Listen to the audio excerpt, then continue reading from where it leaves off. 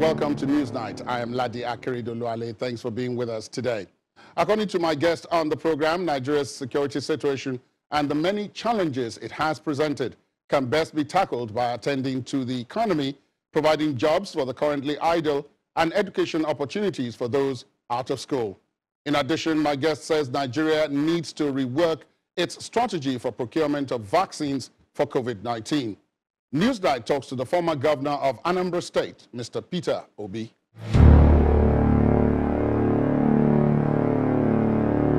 Your Excellency, thank you for your time. Welcome to the program. Thank you, Ladi, for the invitation and the privilege. Thank you very much. Let me start off from what everybody seems to be talking about now and have your own perspective on this. We are facing so many security challenges right across the country. They vary depending on where, but security challenges nevertheless. And some of the states in particular have adopted different methods. Some have set up what is being referred to as regional security outfits to help combat some of those challenges. But my question to you will be, how do you think we got here? And how do we get out of here? Well, how did we get here? That's it. It's very simple. It's cumulative effect of leadership failure over the years. That is what you're seeing today. And the same continued leadership failure is worsening it. Because over the years, we, the leaders, have failed to address the problems of the country. A issue of investing in human development, which is education, investing in socio-economic areas and growing the economy. So your system has deteriorated. Consequences that you've created pool of a country full of people, poor people. That's why today you have the highest number of poor people living in any nation, living in Nigeria. I always say it to show how grave this is. Our country is only 200 million in population. But we have more people living under poverty than China, that is about 1.4 billion in population, and India with about 1.4 billion. So if you combine China and India, you will get a population of about 2.8 billion. But we have more people living under poverty than these two nations combined. Just to show you where we are. Countries after countries have invested in productive area that lifted their people out of poverty. In our own case, we throw more people into poverty. That is cumulative effect of what you're seeing. Coupled with our own government not being serious with the issue of security of life and property. And what is happening now is not something you can say, oh, we didn't see it coming. We supervised it. And we're still doing the same thing. That's unfortunate, but there are those who, listening to you, who will argue that there are attempts, there are efforts, there have been, efforts to tackle this. I mean, the federal government has armed the armed forces. They've invested in education, even at the level of the states. Many of the states have invested in education and so on. Is it a question of too little, too late, or too little at all? Too little. Too little. Forget about what we say. It's a simple thing. You have, okay, let's say You claim to have invested in education. How come we have the highest number of out-of-school children in the whole world? You have over 15 million children out of school. And when you talk about 15 million out of school, it's not actually 15 million out of school. It's about 70% of these had never been to school at all. So it's not even out of school. It's not as if they dropped out or they couldn't continue. But they've never experienced it. Today, you have the highest drug prevalence in the entire world. In Nigeria? Nigeria, 14.8%. As against, that's drug abuse, as against 5.8%. I can go on and tell you what is going wrong. You have the worst gap in terms of inequality. We belong to the place where you have the highest gap, where less than 1% of your population is controlling over 75% of your wealth. You have so many youths, young people in their productive age, doing nothing. There's no way you will have crisis problem. Laddie, who is actually a criminal? If we don't know where the next meal will come from, nobody knows what we're going to do. You have people, young people in their productive age, doing nothing. And they're living a sense of hopelessness. There's no hope for them. They're not feeling it. And they're seeing people make money. The only thing that thrives here now, as you know, is one form of crime or the other. If you're not stealing government money, you're kidnapping, you're in banditry, you're harassment, all sorts of things. So everything that is wrong is thriving. It's a challenge. So both the leaders and the led have to take this issue serious. How? How do we do that? Because it seems as if, from what some of the things that people have said, it seems as if everybody is doing what I just did, which is scratching their heads. It's not a question of scratching the head. The first is that the government have to come out genuinely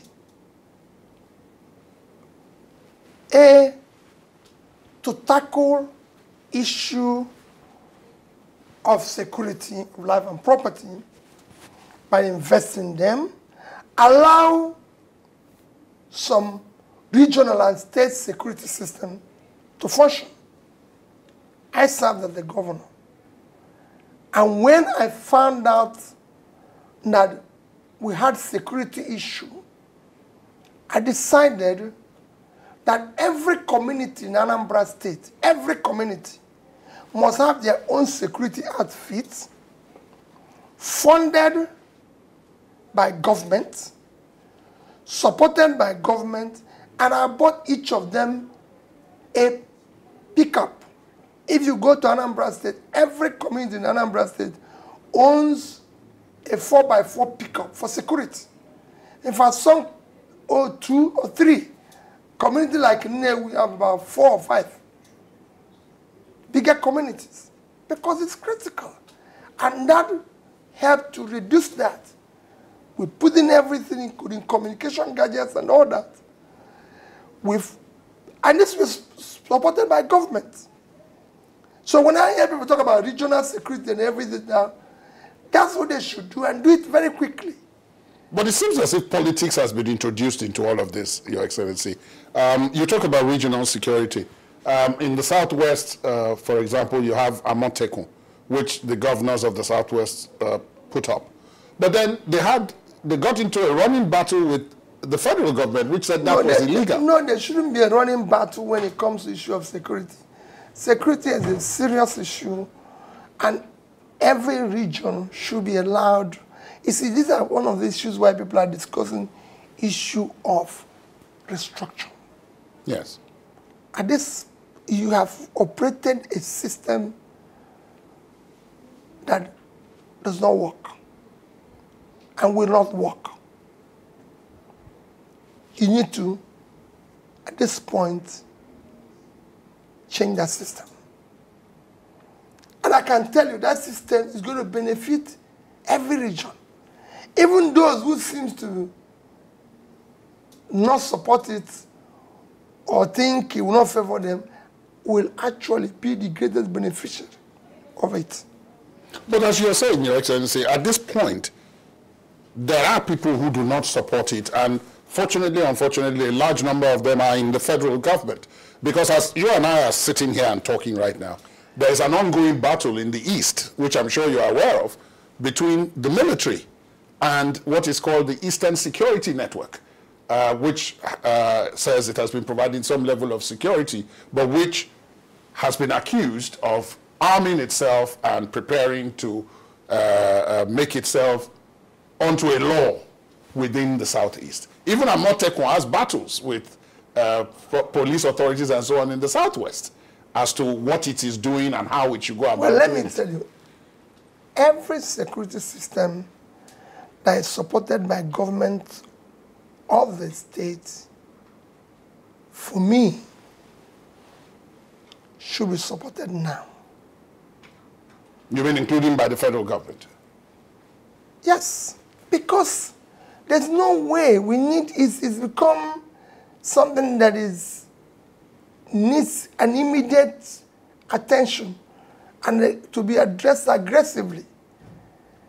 So once he has to, remember what I said, he must have a backing of the governors of that region. Okay. Now, if that is the case, now we're at a crossroads because this has now become like an emergency. Kidnappings are going on. There are continuous herdsmen, farmers, confrontations leading to deaths in some instances, and a whole lot of banditry, cattle rustling, and all of that.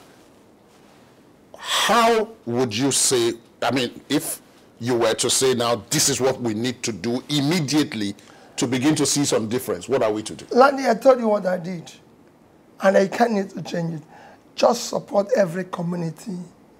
Let government of the states support every community to set up. There's no better protection or security you can have within a community than those communities being in charge of their own security, because they know the criminals. They know those who are foreigners in their community. They know those who are there. So it's very easy. You can't come to my village and provide a better security than my villagers. We know the people who are there. If I go to my village, the most effective security we have is the community policing that we have there. That is the community security system we have. They are the best. They know everybody. So if you're a foreigner, they know. If you're anything, they know. So that's it. Let them be supported and provided for. But above all, to start dealing with this issue is to start dealing with the issue of not just dealing with security, but start dealing with the issue of dealing with the economy. I kept saying we have an economic problem which we must all work hard to deal with as decisively. So for you, there is a connection, a very decisive connection, if I may say so, between what is happening in terms of Nigeria's security and what is happening in terms of Nigeria's economy. Go and take a study of everywhere there have been security, uprising, everywhere in the world. It has happened in South America. If you go from Brazil to Mexico, everywhere you go to Asian countries, once they start solving their economic problem, they start reducing the crime, the disturbances, everything. Laddie, if you know where the next meal will come from and you're busy working, you'll find that more and more people will not take to crime. Today, more and more people don't know where the next meal will come from. And they have no alternative. The government itself will now start making things, creating a more productive environment, supporting a more productive environment, having more revenues to invest in security of life and properties. Why do you think Western world spend a lot of money on security? Because they know that if they have a secured place and they have people employed, they reduce the criminality.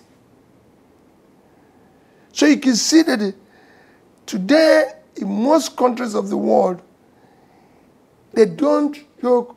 You can't talk about being an American president or being anything unless they're talking about the economy. You can't do it anywhere in the Western world. It's the economy. Because if you fail the economy, no matter the amount of policing anything you do, there's no way. Because whenever you see riots anywhere in the Western world, anywhere, it's because there's a failure on people not having anything to do. That's it.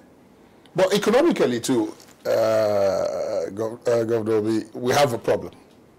Economically too, we appear to have a problem. All the statistics show we have a problem. Inflation is sky high. The Naira is exchanging for, depending on where you are doing the exchanging, 470. We owe about 86 or 87 billion dollars now. In terms of our total external debt portfolio. So economically, we're not doing too well either. We're not doing well economically because what I told you before is the cumulative effect of leadership failure over the years. But you can start solving that. Our debt is not a problem, but what we use the debt for is a problem. If those monies you're talking we borrowed was used, I've had ministers say, oh, we don't have a debt problem, we have a revenue problem. A revenue problem. But Ladi, it's because, I won't say they don't know, but because we're not doing the right things. And if this is, let me just explain to you this, even if this is the only thing we discuss in this interview, so you will understand more why it is very, very important. We have a debt crisis. If you listen to the recent IMF report, it said that Nigeria is digging itself deeper into financial crisis, debt crisis. That was their report. Now, despite the amount of huge money we've borrowed and continue to borrow, is not impacting on our socio-economic area. And I give an example. Last year alone, amid the COVID pandemic, IMF released to Nigeria $3.5 billion, about 1.5 trillion. With every other money we've borrowed, nobody could feel the impact. Today, despite the regretted position that as a country we cannot borrow, federal government cannot borrow more than 5% of our previous year revenue from the central bank, which means if we follow that strictly, our debt to central bank now, considering 2020 revenue, in 2021, our revenue was about 3.9 trillion, so it's not supposed to be more than 180 billion, call it 200 billion naira. Our debt to central bank is about 10 trillion, which is about 50 times that. Our debts have doubled in the past few years. Our debt to GDP have doubled in the past few years. In all this, Ladi, there's no impact in poverty reduction, in growth to our GDP, in any of the socio-economic areas. That means all this borrowing plus our generated resources have not been wisely spent. They've been a wasteful consumption, which made all this not to be productive. To further elucidate it to you, I'll give you, I like a situation where I can give you a comparison so you can see why I said we've wasted the money. Our debt was cleared in 2008, not 2007, 2008, when Obasanjo was living, especially foreign debts. Right. Our total debt then to GDP was under, call it under 10% to our GDP. Our debt was below, cumulatively, in dollar terms, was just under $30 billion. Under $30 billion. That was before it was cleared? Before, no. After it was cleared, we still had some domestic debts. Oh, okay. We cleared more of the foreign debts, which brought down, we still have some domestic debts. But I'm just converting it to dollars. Dollars, okay. To show you what our debts were then. I want to put a country that has the same huge position as ours. Bangladesh. Because people will say, oh, don't use China, or use India, or they use this, Indonesia. Let me show you a country that will far better than Bangladesh. Bangladesh in 2008, I spent a week in Bangladesh, going from one place to the other, studying poverty reduction, education, health issues, everything. Bangladesh then had a debt of $37 billion, 41% of their GDP. Their GDP then was $91.6 billion. Per capita was $635 dollars per person. Capita. Yeah. Between 2008 and 2019, their debt increased from $37 billion to $108 billion. 3 times. So they borrowed 3 times what they were owing before. Within that period, their GDP grew from $91.6 billion to $302 billion. Their per capita increased from $635 to $1,855. That's more than 3 times. Their debt now to GDP became 35%, 34, 35%. So their debt lowered because they've invested the money wisely. So it's not borrowing that is the problem. But what did you do with the money you borrowed? They borrowed the money and threw it into a productive sector. And it helped the economy to grow. As we speak, Bangladesh have moved from being in Human Development Index, which is the most critical area measure of development. They moved from low, where they were with Nigeria, to medium. And now, as I speak to you, they have less than 5%, about, call it, unemployment. They've moved. In that 2008, our debt was below $30 billion. Our GDP then was about $375 billion. Per capita was 2,240.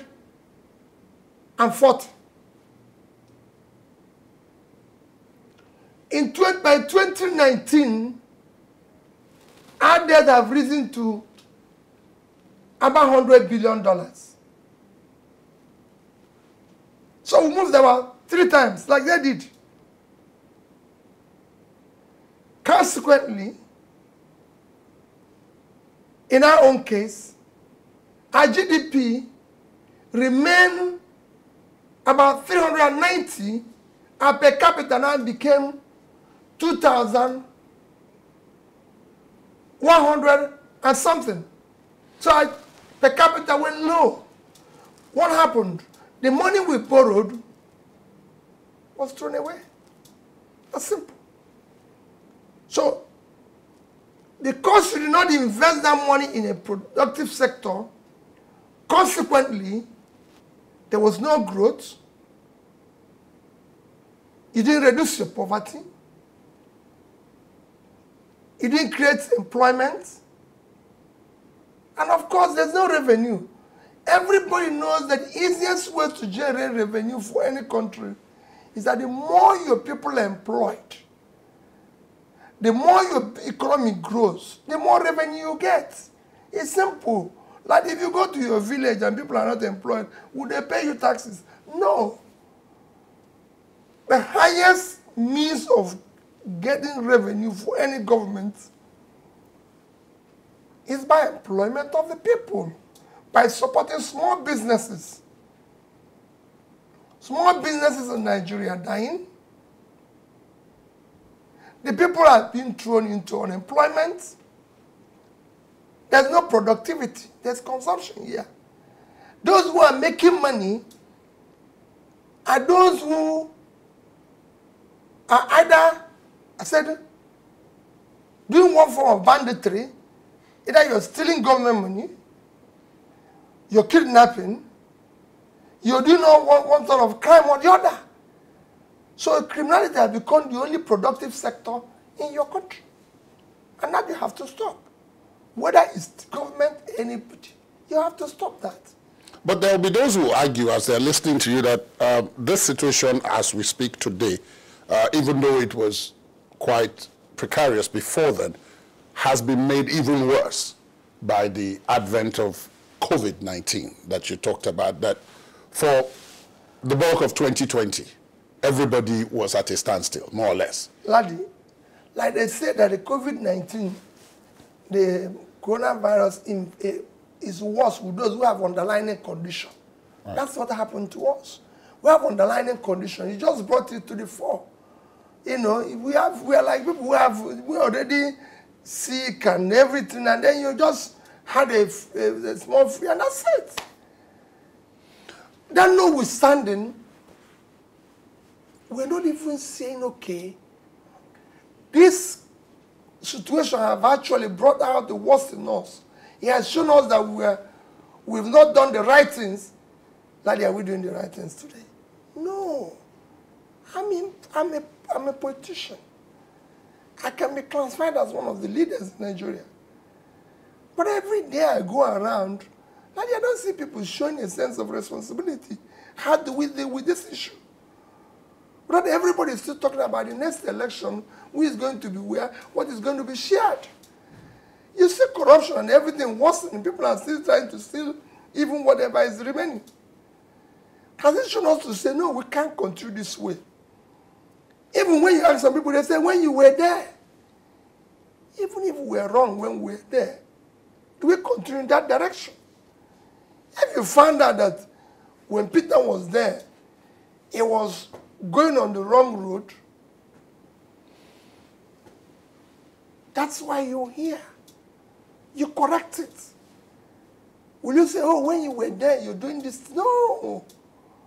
When I got into office, the things I saw that people did that was wrong.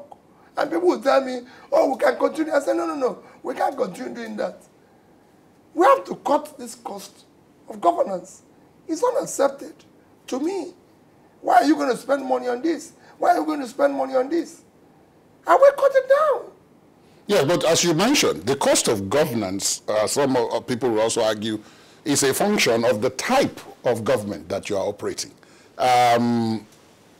You may have been able to do it in Anambra State, but in other states and at the federal level, government, till as we speak, is the main source of employment. So you have a lot of people on the books whose productivity quotient can be questioned. But they are on the books, not necessarily because of that, but because government is providing them a social safety net to be able to feed their families. That's on one side. On the other hand, there are those who have already argued that by its very nature, the kind of system we operate, which is the presidential system of government that has these various arms, and that may come to the issue of restructuring you talked about earlier, is by its nature very expensive. And therefore, perhaps that is somewhere we ought to look. But these are all political decisions. So even though you say it is primarily a nexus between the economy and the social area, without the politics, we won't make any move if we don't tackle the politics. Lundy, let me tell you, let nobody tell you that, yes, the presidential system is expensive. But let me tell you, the cost of governance in Nigeria, I say it every day, is unacceptable.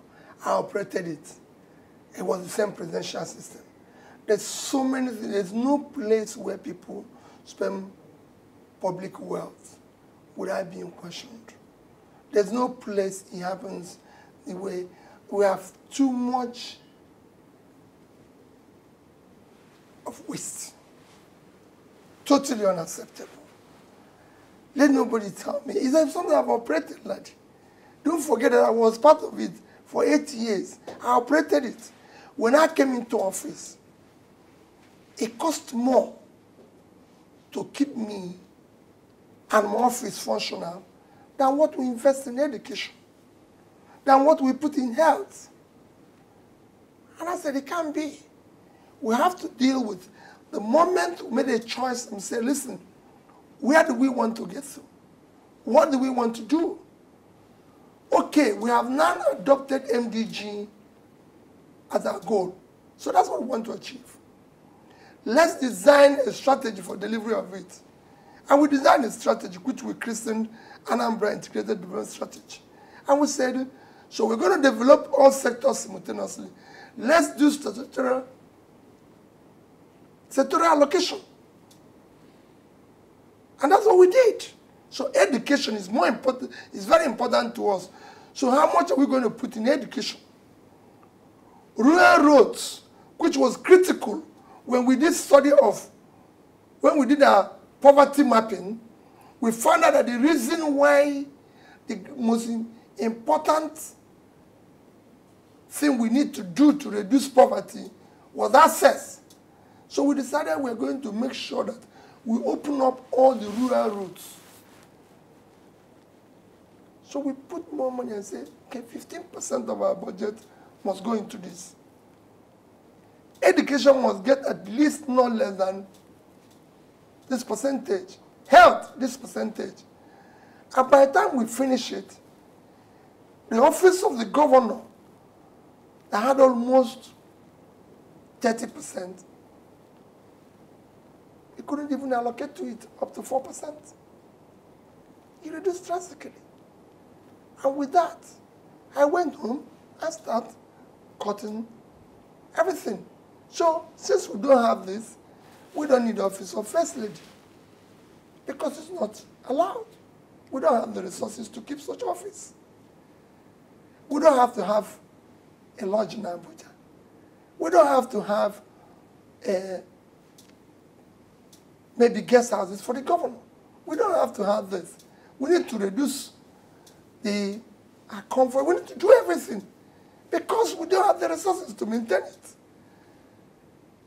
And that's what we did. And it's very simple. It didn't stop me from being governor. No. We said no. We have schools without a roof. Children go to school sitting on the floor. So why are we going to have end of the year party? What are we celebrating? Why don't I go and fix the schools and do that celebration? We started doing things, inaugurations, everything we want to do. People say, oh, we're going to celebrate. I say, we can't celebrate it because we don't have the money. So you start chopping things the way it should be. But these are all political decisions. It's not political decisions. It is, no. Don't say it's political decisions. It is because we do not want to invest our resources wisely. It's because you got there, Governor, No, that those things changed No, and you were elected. I'm not saying we should then learn, like it's happened everywhere. If something has happened and it's good, let us emulate it. We're the only country today that don't have savings. Okay, look at what is happening to us. Why do we have people that come here, want to do things right, we reject them? When they go out to the world, they become a star. Like it's happened with Ngozi Iweala now. She came here crying for us to save money. We threw her, we call houses of names. Houses of names is unthinkable. Today the world is celebrating her. Virtually 170 countries get the endorsement and say she's good for that job. Well, I seem to remember that. But when she was here, we rejected it because she was not good for the job here. Everybody was about, and so how can we continue in that direction? So don't say it's a political decision. We decided, for example, I decided we must save money. And we must save it in different currencies and invest for the future of our children. And you did. But you see, why I keep making reference to this is that Mrs. Okonjo-Iweala that you talked about, now Director General of the World Trade Organization, was here as finance minister on 2 different occasions. And after each experience, she documented her experience in government. And one of the things that she did say was that this whole issue of savings, she said of 36 governors, these were the political heads, the people who were supposed to take the decision, as to whether or not, because according to the Constitution, it's not a one-man decision. It is the Economic Council that's it. Now, that in the Economic Council, when the proposals were made and everybody had their view, it was just you. And she mentioned one other person whose name I forgot now, who supported her on the question of Nigeria must save. Everybody else wanted the money shared according to the Constitution. That's why I'm making reference to the political No, it's not just political. It's just why I say that the country is not serious. Not only me. Yes, I supported it, and Lily Moke supported it as well. Okay, so that's the other governor that's the said we should save money. There's no reason why we shouldn't save. And if you go around now, we're talking about issue of communication. We're talking about issue of education. Today, we found out that you can educate everybody. You can do all sorts of things using the modern tools today to educate everybody. Go and look at the impact people like Imoke did in Cross River, trying to put in the infrastructure to enable digitalization of that state. These are things we're talking. So people should learn to say, this is the future, this is the right thing to do, and do those right things. But what we do here is that we celebrate. Let me tell you, you're talking about my saving. Somebody told me, one of the things that I keep, maybe haven't done my documentation, my own documentation, maybe one day. You also write a book about this. One of the things that I kept in every day thinking and saying, God, help this place, is that I had a very prominent and I'm brilliant. When I left office, told me, you did everything, but you didn't take care of human beings. And I said, what do you mean, Chief? He said, someone like me. Yes, you did the road to my village. You were able to buy the schools in my village computer, modern vehicles. You built a cottage hospital, but what did I get?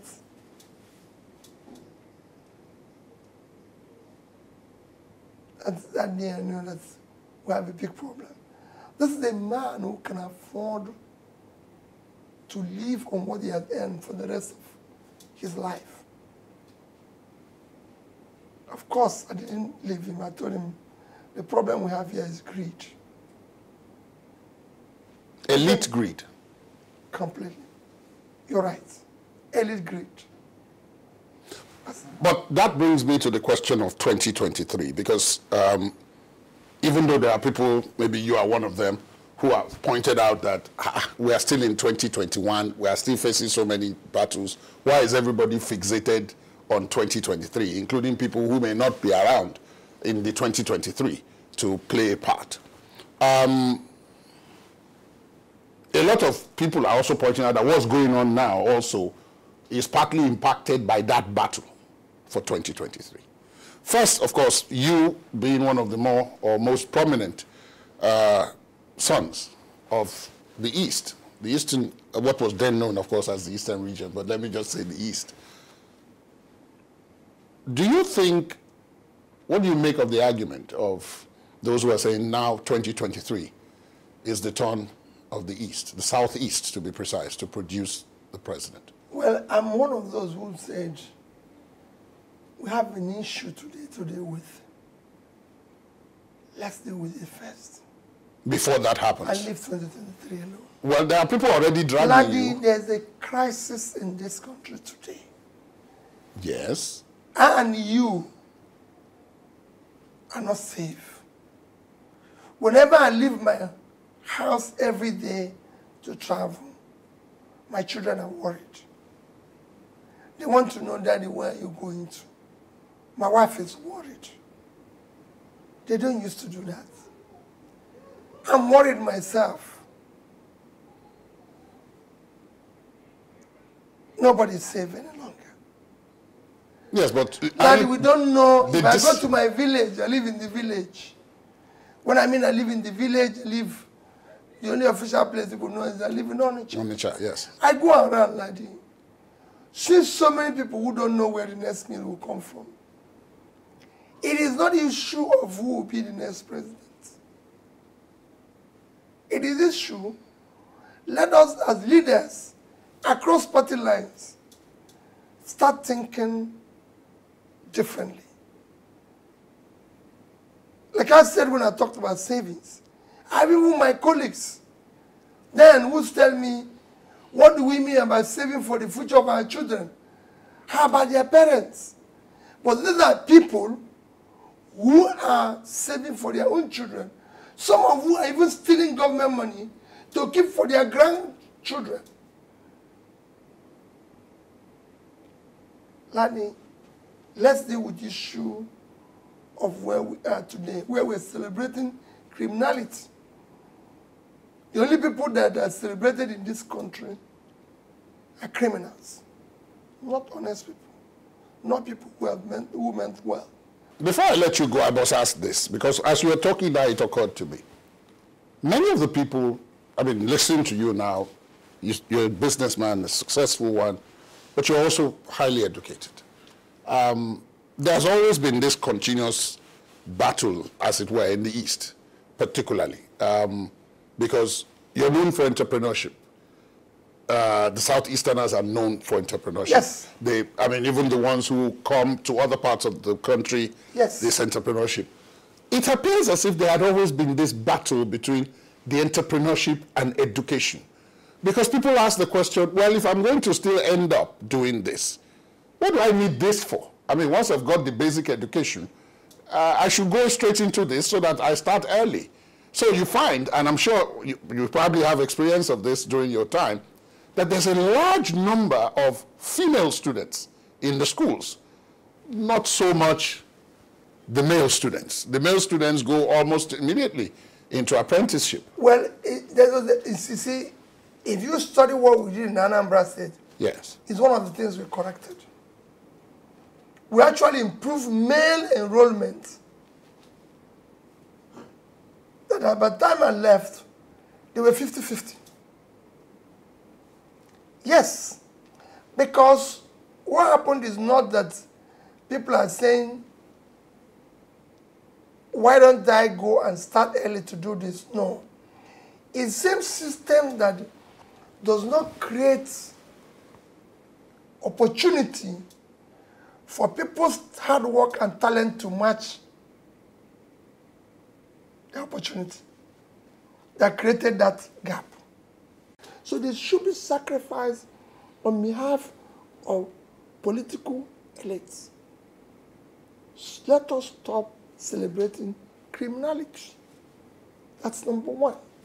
Let us genuinely say we want to fight corruption by removing from government things that should be in private sector led, especially when we're borrowing money to invest in anything. Let's do it into partnership where it's private sector led, so the borrowed money can be more efficiently and effectively utilized. So we can create jobs, so we can do things better. Let us ensure that we have a system that are questions and ensure that accountability in public expenditure. So if you say you're going to buy A, like I've said now, we want to know which vaccine we're buying. We want to know the cost. We want to know the supplier. Every vaccine supplier in the world is known. So tell us who is supplying it, how much is the cost. We want to know. So that if it's high, I will say, no. That's not what you sold to these people. You have, in fact, offered to get the vaccines for the country. No, I didn't offer. I said the money they said they use for it is too high. Because... Well, the reports are saying that you said if they gave you a particular amount, you will get the same amount. What I said is very simple. They said they need 400 billion. Our budget for health this year is for 547 billion naira. And you're saying that you need 80% of that for vaccine procurement. Assuming that's what we are going to use the money. Or we're going to find new money. And I've checked the vaccines we need in order to have 70%, which WHO stipulated that if they receive it is okay. And the quantity we need cannot cost us more than 150 billion. In fact, the whole thing is, the way it's turning out now, it will be less because there's so many people who are prepared to donate for free. So why don't we beg them to donate and say we don't have anything? When we now see the donations we are going to get free and everything, then we know the ones who will buy and go to this manufacturer and say, please, we're from a poor country. Give us discounts. We don't need to go through anybody in this. I bought computers. When we wanted to put computers in our school, they gave us quotation. And I said, no, we went straight to HP.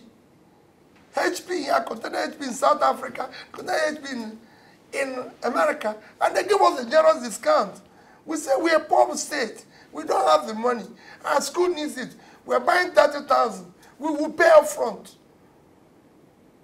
We did it within nursing. We went to nursing and said, we don't have money. All our schools need buses. We will pay you up front. Same thing, we can go to the manufacturers and plead with them. That's why I said I can lead them. We'll go and kneel down and say, listen, we're a poor country. There's nothing saying that you're poor is not a crime. Because you're poor. Because you have poor people who can feed. So why are you still throwing money away? We can beg them and they give it to us for free. And support us. That's what we need. Your Excellency, thank you so much for your time. It's been a pleasure speaking with you. Thank you, Ladi, for having me. And thank you for the good work you're doing about Nigeria. Thank you very much. We have no other country except this one. We must jointly deal with it and deal with the issues that are associated with it. Thank you very much, Your Excellency. Thank you. Thank you. That's Newsnight today. Thanks for watching. Do let us know what you think of the issues raised during this conversation. Our feedback handles are on your screen. You could also listen to this and previous episodes of the program by visiting our website, channelstv.com/podcast. I'm Ladi Akeredoluwale. Goodbye.